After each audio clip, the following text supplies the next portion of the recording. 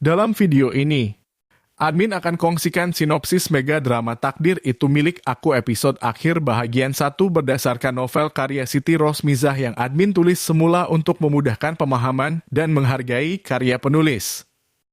Ketika Dian sedang menyisir rambut dan bersolek di dalam biliknya, Zarif masuk dan dengan penuh kasih sayang dia memeluk istrinya dengan sangat lembut.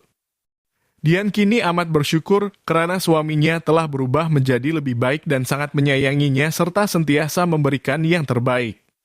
Terbukti, ketika itu Zarif menghadiahkan hadiah mengejut kepada Dian berupa bunga ros dan kotak hitam yang mengandungi jam tangan Rolex. Walaupun mereka berdua sempat bergaduh kecil karena Dian tidak perasan, tetapi bekas wanita gaji itu gembira apabila menerimanya. Namun Dian juga ragu-ragu dan bertanya kenapa suaminya tiba-tiba bertindak romantik dengan memberinya hadiah sebegini. Dengan penuh kasih sayang, Zarif menjelaskan kepada istrinya bahwa dia ingin mengucapkan tahniah karena Dian telah dapat menyambung pelajaran, dan bunga ros yang dikongsikan itu juga merupakan bentuk cintanya. Kemudian lelaki itu mula mengucup dahi Dian dengan sangat lembut. Semakin gembira Dian dibuatnya, terus dia memegang tangan Zarif dan memandang wajah suaminya itu dengan senyuman penuh kasih sayang. Beberapa saat kemudian, Dian mengingatkan suaminya bahwa semasa dulu dia juga telah memberinya bunga mawar.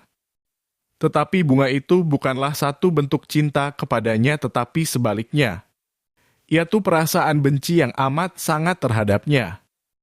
Zarif yang mulai ingat coba memegang tangan Dian dan meyakinkannya bahwa dulu dia tidak sadar akan kesilapan dan kelakuan jahat yang dilakukan terhadapnya. Namun kini, setelah dia sadar dia benar-benar mencintai Dian sepenuh hati. Mulut Zarif juga tidak putus-putus mengucapkan maaf agar istrinya mahu untuk memaafkannya, hingga Zarif rela jika terpaksa menukar nyawa agar Dian mahu memaafkan dan menyayanginya. Ketika itu Zarif mula menangis yang membuatkan Dian berasa kesal dan coba menjelaskan kepada suaminya bahwa dia sudah lama memaafkannya. Dia sudah lupa dengan segala perangai yang Zarif lakukan terhadapnya dan apa yang dia katakan tadi hanyalah untuk mengujinya, Dian tidak berniat untuk mengungkitnya atau apa-apa. Perempuan itu juga balik mengungkapkan perasaannya pada Zarif bahwa dia sangat mencintainya. Kemudian Zarif sangat gembira apabila istrinya mengucapkan kata-kata cinta itu dan mereka berdua berpelukan sambil air mata mereka jatuh karena terlalu bahagia. Dalam masa yang singkat, semua saudara mara dan rakan-rakan berkumpul di rumah peninggalan Nenek Tup untuk merayakan Dian yang telah berjaya melanjutkan pelajaran ke university. Zarif yang sibuk menyambut tetamu jemputan yang hadir. Tampak kelihatan sedikit risau karena tidak dapat melihat wajah istrinya yang sudah menarik diri untuk masuk ke dalam tetapi sehingga kini tidak muncul. Zarif mula masuk ke dalam dan hatinya tiba-tiba menjadi tenang apabila melihat Dian yang tampak sedang asyik menjamu selera bersama Maria dan Elina. Namun semuanya hilang setelah Arman turut berada di situ sambil merenung Dian tanpa henti. Zarif pun mula cemburu. Tidak lama kemudian, Zarif menghampiri mereka dan menarik kerusi di sebelah Dian supaya Arman tidak duduk di atasnya, terus dia membuka bualan kepada istrinya dengan bertanya tentang makanan yang dimakannya. Dian mula menjawab sambil menyebut nama Arman bahwa mihun goreng ini sangat sedap karena cadangannya yang membuatkan Zarif semakin cemburu. Arman yang bercakap secara kecil-kecilan menawarkan Zarif untuk makan. Dan dengan nada biasa supaya semua orang tidak sadar yang dia sedang berkobar-kobar dengan rasa cemburu, Zarif bersetuju dan beralasan tujuannya datang karena ingin makan.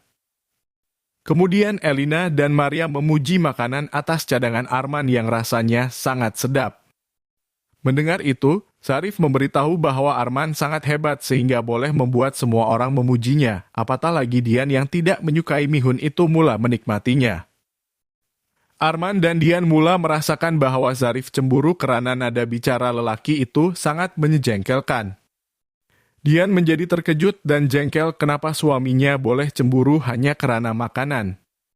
Tidak lama kemudian, Zarif merasakan Dian marah kepadanya sehingga menyebabkan dia berasa bersalah karena terlalu beremosi. Zarif melakukan pelbagai usaha untuk memujuk istrinya supaya tidak marah kepadanya lagi. Dipendekkan cerita, Zarif memikatnya dengan memberikan apa sahaja yang dia mahu. Kemudian istrinya mengingatkan bahwa dia ingin membeli kereta supaya apabila Zarif bekerja dia boleh memandu kemana sahaja dia mahu pergi. Namun Zarif hanya berdiam diri ketika itu, membuatkan Dian bertambah jengkel karena suaminya pasti tidak bersetuju. Dan dia bercadang untuk meminjam uang daripada bapak mertuanya. Zarif mula coba menjelaskan segala-galanya bahwa dia tidak mempunyai masalah untuk membeli kereta, tetapi dia tidak pasti dengan kemampuan Dian memandu sendiri kereta itu. Zarif kemudiannya sanggup memberi kereta kepada Dian asalkan istrinya itu perlu belajar semula dengan memandu keliling rumah dahulu, di mana ketika belajar Zarif perlu berada di sisinya. Dian bersetuju dan mereka berdua pun berkongsi detik-detik lucu dan romantik yang membuatkan Amran merasakan kisah cinta Dian dengan Zarif tidak dapat diganggu-gugat oleh sesiapa sehingga dia menyadari cinta Dian hanya untuk Zarif.